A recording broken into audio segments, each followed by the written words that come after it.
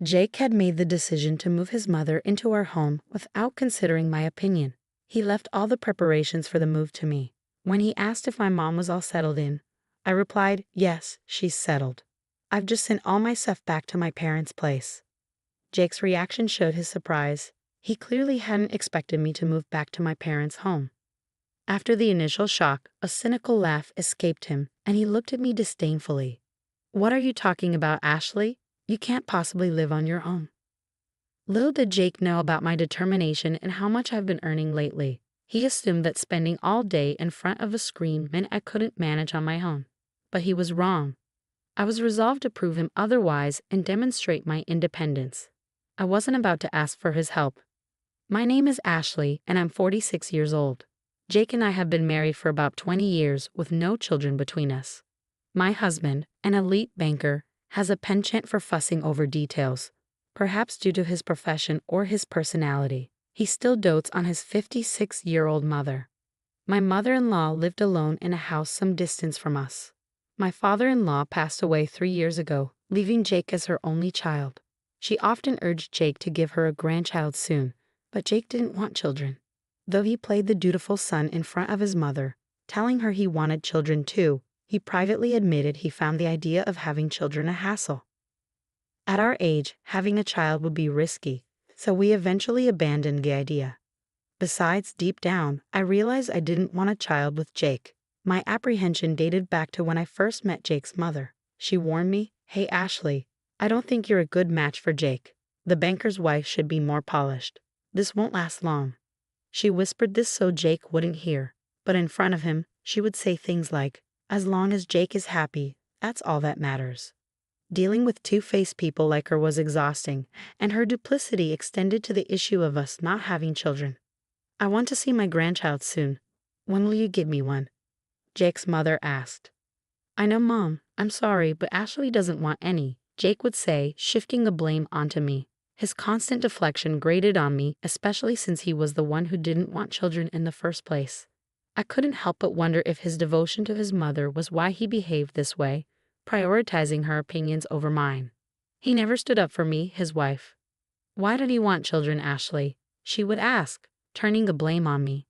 "It's because she thinks it's a hassle," Jake would say, leaving me looking cold-hearted. "Jake, why are you with her if she doesn't want children? You're so kind to put up with this." "Ashley, you should be grateful Jake supports you." His mother would chide me, while they both laughed at my expense. Their ridicule extended to my own mother as well. "Ashley is a terrible person, so her upbringing must have been just as bad," they would say, mocking my background. "Like mother, like daughter, right?" Jake's resemblance to his mother was evident, but I could hardly stand him speaking ill of my mom. I should have defended her, but my focus was on taking care of my father-in-law. My responsibilities took priority. He suffered from a rare disease that caused his muscles to stiffen gradually. He needed assistance with eating and using the bathroom, so I managed his care as best as I could. While I was there, I wasn't sure if my mother-in-law tended to him or if they relied on a caretaker. Given her nature, I suspected they had a caretaker coming by instead. I couldn't imagine my mother-in-law caring for my father-in-law on her own. If she had any compassion, she wouldn't have left me to handle all the care by myself, especially when she knew I couldn't protest. Meanwhile, Jake was feeding her all sorts of lies about me. "I've reached my breaking point. I can't continue this marriage any longer. I can't believe I've put up with this for so long." Beyond the mistreatment I've shared so far, there were countless other unpleasant experiences they subjected me to. Even when my father-in-law passed away, my mother-in-law's reaction was disturbing. "Ah, it's finally over. We won't have to waste our money anymore, and I can finally relax," she said, showing no remorse. Those are not the words you'd expect from someone who'd spent years with her husband, especially since I was the one providing care for him. Her comments about money being wasted hinted that she may have hired a caretaker after all. This lack of empathy only reinforced my decision to distance myself from her and Jake. Recently, Jake spoke to me about his mother, mentioning that she's showing signs of dementia. When I asked him how serious it was, he said she was starting to forget things more frequently. It seemed she might be in the early stages of dementia. I suggested that it might be better for my mother-in-law to move into a nursing home where she could receive professional care, but Jake dismissed my idea with annoyance. "Don't you have any empathy? You live here, so you can take care of her," he declared. I couldn't believe he was being so dismissive. I had my own responsibilities, and taking care of his mother wasn't something I wanted to do, especially after all she put me through. He labeled me as unpleasant and reiterated that his mother would live with us, leaving no room for objections. It was clear he had no intention of listening to my perspective, so I had to adapt to the situation. I simply said, "Understood," and started preparing for my mother-in-law's move. I made several trips between her house and ours in my small car, each journey taking an hour one way. It was exhausting and expensive, as I was covering the cost of gas myself. Though I could have asked a friend for help, I worried Jake's pride would lead him to anger if he found out. I figured he'd be embarrassed if others knew he was making me handle all the preparations for his mother's move. So I decided against asking for assistance. After several days of moving my mother-in-law's belongings, I began moving my own things to my parents' house. When my parents asked what happened, I gave them a brief explanation. They comforted me, saying I had been through a lot and had done well. Their encouragement gave me the strength to move forward. Summoning up the courage, I returned to our house to tie up loose ends. My parents insisted I didn't have to go back, but I couldn't bear leaving things unfinished. With a smile, I left my parents' house and headed home. However, upon arriving, Jake's fury greeted me. "Where have you been? You didn't even prepare dinner," he barked. Ignoring his outburst, I calmly replied, "I'll do it now. It's none of your business where I go." Jake's anger escalated, resorting to his usual tactic of yelling, "Who do you think is providing for you?" Initially, I couldn't argue against his point, as I relied on him financially. But things had changed. Jake didn't realize I'd been working too. To him, it probably seemed like I spent all day on my phone or computer. Disregarding his shouting, I asked, "So, what do you want to eat?" This only fueled his anger further. However, I was no longer willing to bend to his every demand. In the past, I would have done anything to pacify him, but I'd reached my limit. Enough, I thought to myself. Jake, sensing my newfound resolve, declared, "I can't eat with you. It'll taste terrible. I'll go eat outside." With that, he stormed out, slamming the door behind him. In the past, I would have panicked, but not anymore. In the past, I would have rushed out in tears to find him, giving him exactly what he wanted. But I wasn't that person anymore. Instead, I thought, if I don't have to prepare dinner, that's a win. I grabbed my car keys to go out and get some food. But when I opened the door, I found Jake standing there. "Why didn't you come after me?" he demanded. I sighed, weary of his behavior. "You were the one who said a meal with me would be unappetizing, so why would I chase after you?" I responded, frowning as I waited for him to understand. He babbled some nonsense about how I usually followed him when he stormed off.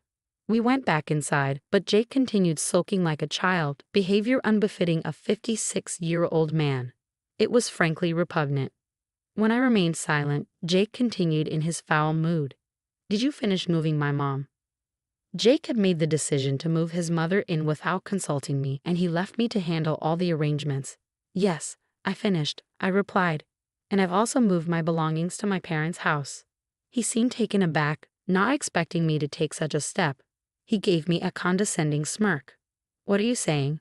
You can't live on your own. You spend all your time on your phone or computer. You can't manage without me." "Don't be ridiculous," I countered. "I can absolutely live on my own, and I'll prove it to you. You may not realize it, but I can support myself just fine." Jake dismissed my confidence. "That's an obvious lie. Why bother telling it?"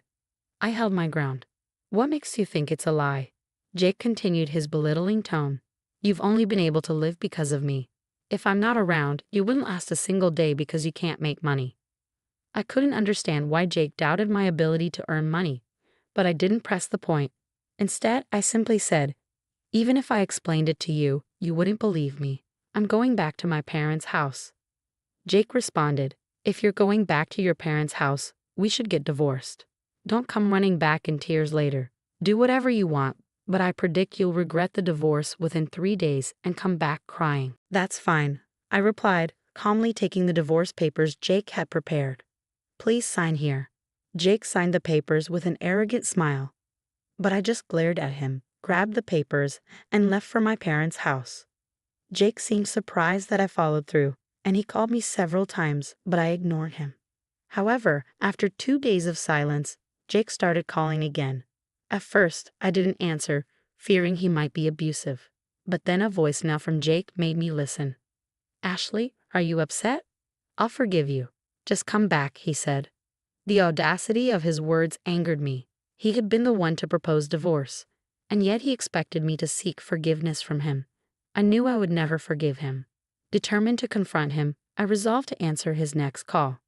However, despite my decision, Jake didn't contact me again for a while. I assumed he had given up. But then, 2 weeks after his voicemail, the phone rang. "Hello," I answered. "Ashley," Jake said, sobbing on the other end of the line. I was taken aback, wondering why a grown man was crying. I remained silent, but then I heard a strange scream from behind Jake. At the same time, he shouted, "Stop it, Mom." It was clear to me that his mother's dementia had escalated beyond his control. "Ashley, it's my fault. Please come back," he pleaded. "I don't know what you're talking about," I replied. "I left so you can go back." "I don't want to come back." "Please," he insisted. "I can't handle my mother with dementia and work at the same time. You must be struggling without my money." "I'm not struggling, and I have no desire to return," I said firmly. "We're a couple, right? Couples help each other." "Yes, they do, but we are no longer a couple." "We are strangers now," I countered. Jake protested, "I'm in so much trouble. But when I was suffering, you didn't help me. You and your mother just laughed at me." "Okay, fine, I'll pay you. How much do you want to look after my mom?" "I'll pay. You'll come, right?" "Do you really think you can buy my help?" I retorted. "Besides, I earn more than you now, Jake." "What?" he asked, shocked.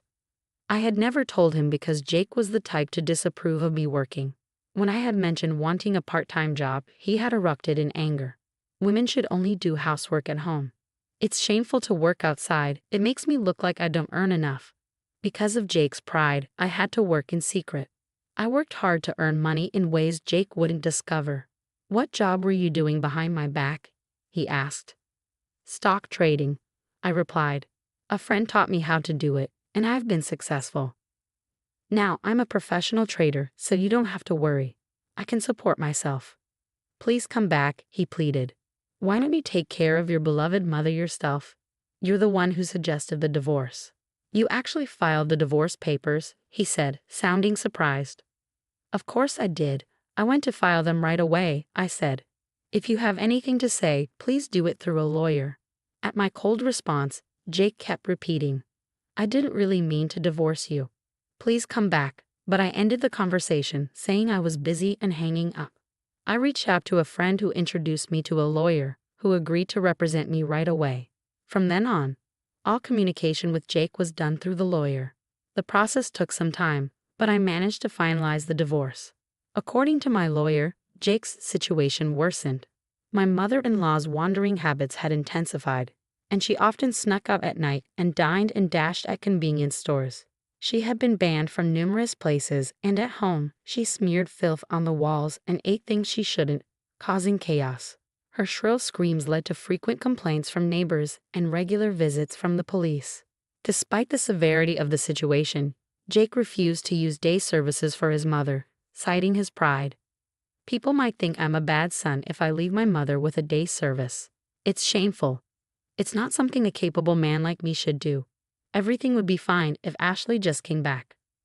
As I heard about Jake's downward spiral, I learned he had become a shadow of his former self.